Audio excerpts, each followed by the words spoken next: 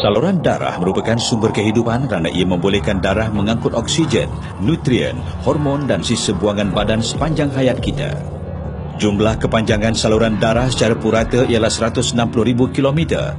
Kepanjangan ini cukup untuk mengelilingi bumi sebanyak 2.5 kali. Sisa buangan dalam darah seperti lipid darah dan gula darah akan mula berkumpul sekitar usia 20 tahun dan membentuk plak pada dinding saluran darah. Ini mengakibatkan saluran darah menjadi semakin tegang, kurang anjal dan rapuh. Sebahagian plak mungkin akan tertanggal dan membentuk gumpalan darah yang akan mula menyekat saluran darah. Apabila saluran darah semakin sempit, jantung perlu mengepam lebih kuat lantaran meningkatkan tekanan darah. Ini akan merosakkan saluran darah. Jika satu gumpalan darah menghalang aliran darah ke otak, lama-kelamaan sel otak akan mati. Ini mungkin akan menyebabkan strok sekiranya serius.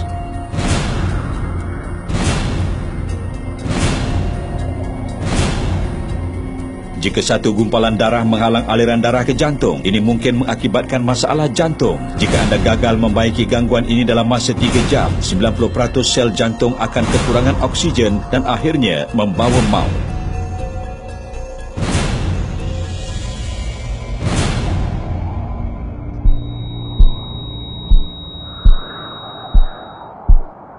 Penyakit kardiovaskular CVD merupakan punca kematian nombor 1 di dunia.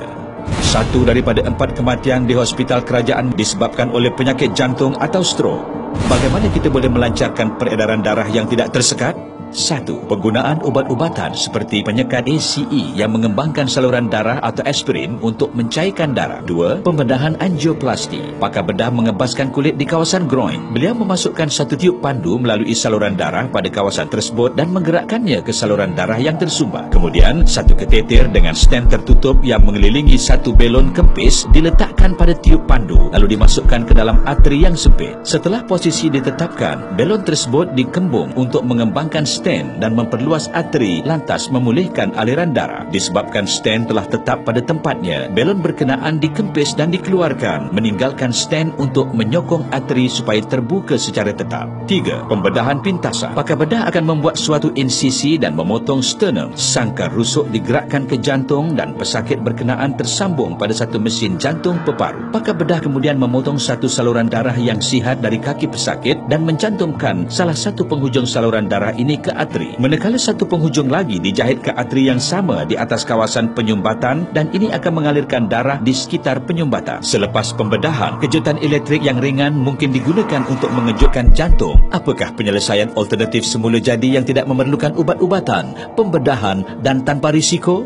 Pernahkah anda mendengar tentang nitrik oksida NO? Nitrik oksida NO adalah salah satu penemuan perubatan utama abad yang lalu. Setiap tahun hadiah Nobel dianugerahkan kepada individu yang memberi manfaat terbaik kepada manusia sejagat dari pelbagai sudut. 1901 sinaran X, 1923 insulin, 1945 penicillin, 1998 nitrik oksida. Lebih 3,000 kajian menunjukkan bahawa nitrik oksida NO dalam badan kita boleh membantu untuk mencegah pengumpulan sisa buangan dan mengekalkan kesihatan saluran darah. Memperkenalkan Life Extra, suatu rumusan kardiovaskular yang komprehensif. Life Extra dibangunkan di bawah rundingan pemenang Nobel Dr. Farid Murad. Rumusan khas ini mengandungi L-arginina serta nutrien bersinergi.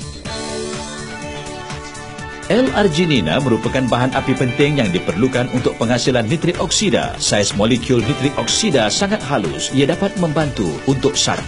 Mencairkan gumpalan darah, 2. Mengembangkan saluran darah, 3. Memulihkan saluran darah, 4. Mengembalikan kelenturan saluran darah, 5. Memperbaik peredaran darah, 6. Melindungi jantung.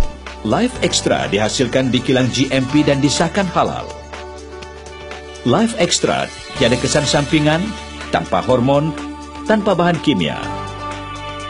Hidup berakhir apabila jantung kita berhenti berdegup. Itulah sebabnya jantung kita ialah organ yang paling berharga.